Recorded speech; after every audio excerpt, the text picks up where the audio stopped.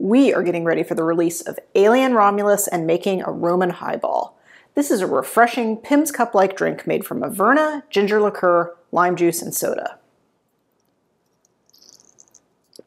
That is just the refreshment that we're going to need after battling aliens.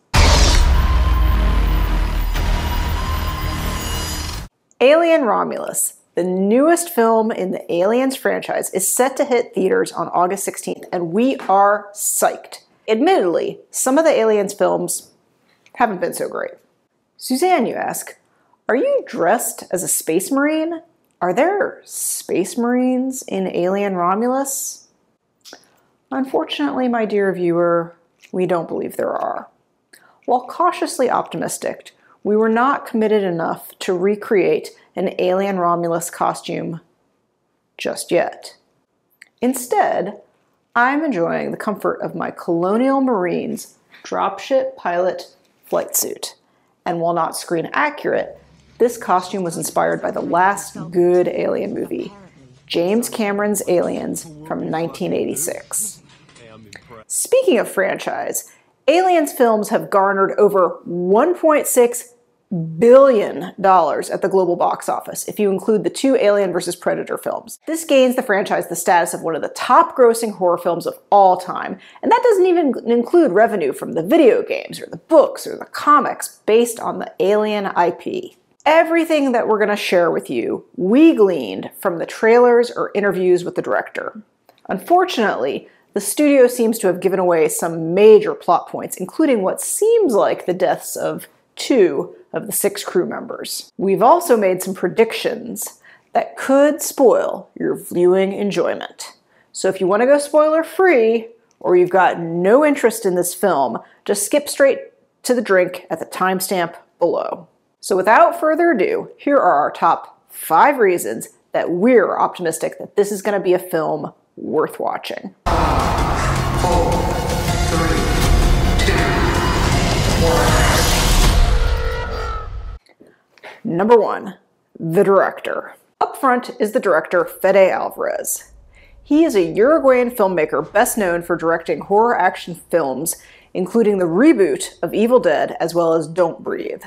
Alvarez is an established director in the genre who's also a fan of the Alien franchise. As a fan of the franchise, I knew it needed to be gritty and grounded, so we built every creature for real. Also inspiring are his writing credits for those films, indicating an auteur approach, as was James Cameron in Aliens. An auteur is a filmmaker whose personal influence and artistic control over a movie are so great that the filmmaker is regarded as an author of the movie. Alvarez partnered with Rodos Sayagues, his writing partner of Evil Dead and Don't Breathe, so we are looking forward to a solid screenplay. In addition, Ridley Scott, the director of Alien, produced the film. I thought Alien needed a really fresh view, and what I liked was the fact that he cast such young people, so that was a really valuable asset to what he was doing and what I knew he could do. This is a mixed blessing, as Scott also produced Prometheus and Alien Covenant, which are not as highly regarded as the original Alien. Despite Ridley Scott's involvement, we're hoping for a focus on the characters fighting for their lives against aliens, not pondering the meaning of life. Alvarez has promised us a pure horror film. The whole idea behind this film was to really take it back to basics and make it a pure horror movie again. This time around, we have an all-new cast without notable stars, which, if any characters, will survive. What inspired Alvarez to make Alien Romulus? Quote from the director, "There's a shot at the beginning of the Alien Special Edition that inspired the whole story. It was where you can see all the kids running around the corridor on Hadley's Hope before the colonists find the derelict spaceship and the alien eggs. And I always thought, wow, what would it be like for those kids to grow up in a terraforming colony that still needs another 50 years or so to be habitable? You're probably going to take the same job as your parents. What's the hope?" And I thought, wouldn't it be great to catch up with those characters? Not exactly those characters, but that type of young kid growing up in a Weyland-Yutani shake and bake colony, and see what their life would be when they reach their early 20s. What did they want out of life? Do they want to stay there and do what their parents did and work the mines, work the farms, and that's it? Or do they want more out of life? And why did Alvarez go with the title, Alien Romulus? The majority of the story is set in the Renaissance space station. The station consists of two modules, the Romulus and the Remus. According to director Fede Alverez, the names Remus and Romulus stem from ancient Roman mythology. They were the mythological creatures of Rome, the largest empire the world had ever seen. Maybe the meme was right. Most men just can't stop thinking about the Roman Empire. Getting back to Alvarez and Romulus, as the story goes, Remus and Romulus were twin boys who fed from a she-wolf to gain its powers. The story symbolizes harvesting resources from a dangerous beast to become more powerful. This is along the lines of Ridley Scott's Alien prequel Prometheus, which had symbolism about stealing the power from the gods to elevate mankind to godlike status. I made him in my own image so that he would be perfect. You and I, we are superior. We are creators. We are gods. And gods never die. While in Prometheus, it was the engineers. In Romulus, my guess is that Alvarez is referring to the aliens themselves. Reason number 2, the company. The company that sent the crew of the Nostromo to investigate the alien derelict in Alien and the colonial marines in Aliens is back. While the terror of the first 2 installments of the franchise were the aliens, the true villain was the Weyland-Yutani Corporation. Just like they'll know that you were responsible for the deaths of 157 colonists. Wait a second. You sent them to that ship. You're wrong. I just checked the colony log. Directive dated 6/12/79, signed Burke, Carter J. You sent them out there and you didn't even warn them. Why didn't you warn them, Burke? Okay, look. What if that ship didn't even exist? Did you ever think about that? I didn't know. So now if I went and made a major security situation out of it, everybody steps in, administration steps in, and there's no exclusive rights for anybody. Nobody wins. This time, my guess is that they managed to get the xenomorph specimen that they were looking for, and things did not go well for the researchers.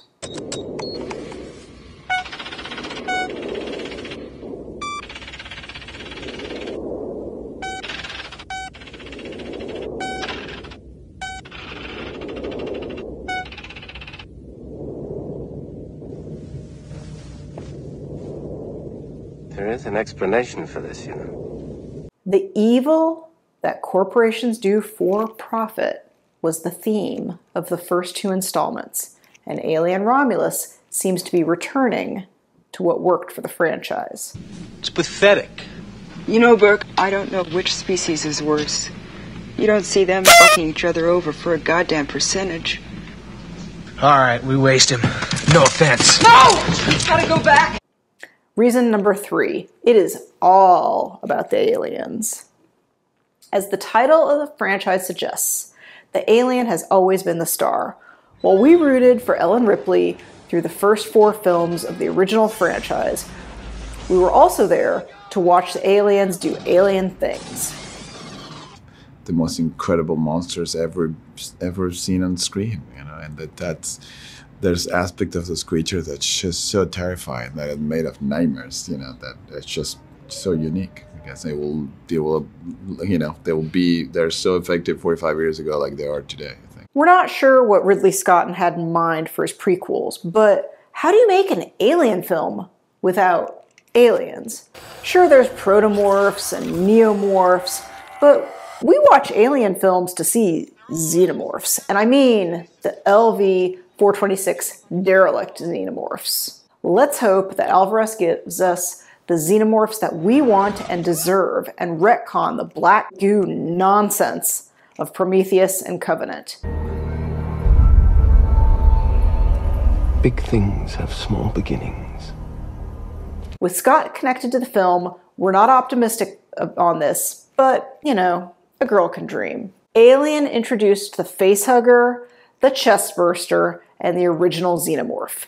Aliens brought us the Queen. Will we learn anything new about the aliens in this installment? We see some sort of cocoon in the trailers. Some speculate that this may be related to the deleted egg morphing scene from Alien. Thinking back to my time as an undergrad working in a butterfly research lab, I think that this may have to do with the alien metamorphosizing from a juvenile chestburster into an adult xenomorph. The main question we have in the run-up to the film is, how did the aliens get on the Renaissance station? Did they come from the android David after the events in Alien Covenant? Did Weyland-Yutani recover additional samples from the crashed ship on LV-426? Or did the company somehow recover the big chap, the alien Ripley ejected from the Narcissus at the end of Alien? Reason number 4, practical effects. Alien and Aliens relied heavily on practical effects for the different stages of the xenomorph life cycle. Practical effects means puppets and actors dressed in alien suits, rather than green screen sets and digital special effects. For Alien Romulus, Alvarez returned to the origins of the franchise and real sets with physical creatures. According to Alvarez, when it comes to horror, which was the whole goal with this movie, to really take it back to the roots. Practical is always scarier. When you feel it, you can see that the actor is, first of all, interacting with the creature. And when you have a face hugger in someone's face, you know, it gotta be real. When you have one jumping out of the water, it gotta be real. So, and when it comes to the xenomorph, when you have those face-to-face encounters, you know, just nothing beats the practical. It's really, really hard to do. And but everybody involved in the movie went above and beyond to really make sure we did it the hard way for the audience. We are looking forward to seeing the practical effects on the big screen. Reason number 5, Alien and Aliens. The current Alien timeline, from Prometheus through Alien Resurrection, spans nearly 300 years. And it's no coincidence that Alvarez set Alien Romulus between the two most popular and well-regarded films in the franchise, Alien and Aliens. According to Alvarez, what's the era? Where do you take it? Where do you take it to? And I realized what a perverse choice to make someone choose between Alien and Aliens. Right? That's why it takes place between two movies in a way, almost perfectly, and actually 20 years after the first story. So technology-wise and era-wise, the technology of Alien obviously exists, and the technology of Aliens is not too far. And no one said that what you see on Aliens has just been invented, right? Particularly, it's supposed to be a shitty colony in Aliens. So the stuff you encounter there is technology that's been around for a while, I'm sure, right? Most of the story takes place in the space station, right, called the Renaissance Station, and it's made of 2 models. One is older than the other one. One, it's called Remus, which is more from the world of Alien, which is older. The technology is more reminiscent of that. And the other one is called Romulus, which is brand new in a way. I mean, the place by the time you find it is abandoned already, but the technology is way more recent. So it looks more like the stuff you could encounter in Aliens. So almost like the story, in a way, gave me the chance to be on those 2 worlds. From the trailers, Alien Romulus blends the best of both films, the horror and tension of Alien with the action of Aliens. The look and the claustrophobic feel of the space station corridors seem reminiscent of the Nostromo, tying back to the origins of the franchise. Alien Romulus has the action of Aliens, including pulse rifles and possibly multiple adult xenomorphs. But we also get a new nightmare fuel-inducing facehugger stampedes and zero-gravity combat with clouds of acid. And explosions, maybe even lots of explosions. After almost 30 years, someone has finally made a worthy successor to Alien and Aliens. We will find out next week. In conclusion, with all of these positives, we're still cautious. After all, despite the best attempts, we still haven't had a great Alien film since 1986. Ultimately, we need a crew of characters that we can connect with. And if Alvarez has created another Nostromo crew or a platoon of Space Marines, we could have a winner. On the other hand, if we get a group of unlikable pirates, murderers, and rapists on a prison planet, or whatever idiots Scott created for the prequels, this could be the end of the franchise. Our ultimate question, if Romulus is set 37 years before Aliens, why don't the colonial marines seem to be aware of the xenomorphs? A xenomorph may be involved. Excuse me, sir. A what? A xenomorph. It's a bug hunt. What exactly are we dealing with here? That is, if any of our new crew survive their encounter to tell anyone. That doesn't bode well for our plucky young cast. Okay, enough about the movie. It's time to make a drink. This is the Roman Highball. We found this recipe on the Difford's website. It was created by Danny Gill at the Weather Up in Tribeca, a neighborhood in Lower Manhattan in New York. This cocktail is in the class of drinks known as highballs. They're a spirit served on ice, and then you lengthen it with a bubbly mixer. It's usually club soda. This cocktail is the Roman Highball because it features Averna as the base spirit. Averna Amaro Siciliano is, as the name would suggest, an Italian Amaro. An Amaro is a bittersweet herbal liqueur that is made by infusing an alcoholic base, such as a neutral spirit, brandy, or wine, with botanical ingredients that include herbs, citrus peels, roots, spices, and flowers. The exact recipe is often a trade secret. The infused alcohol is then sweetened and aged. Averna clocks in at 29% ABV, so it's a little less boozy than a standard spirit.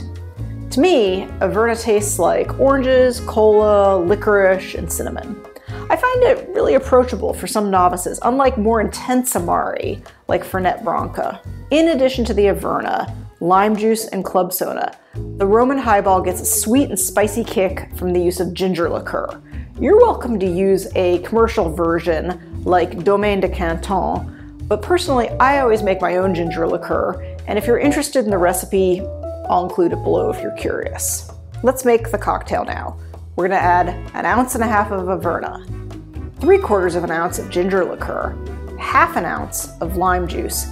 We'll shake the first 3 ingredients with ice, and then strain into an ice-filled Collins glass. Top with soda, and garnish with candied ginger on a cocktail pick.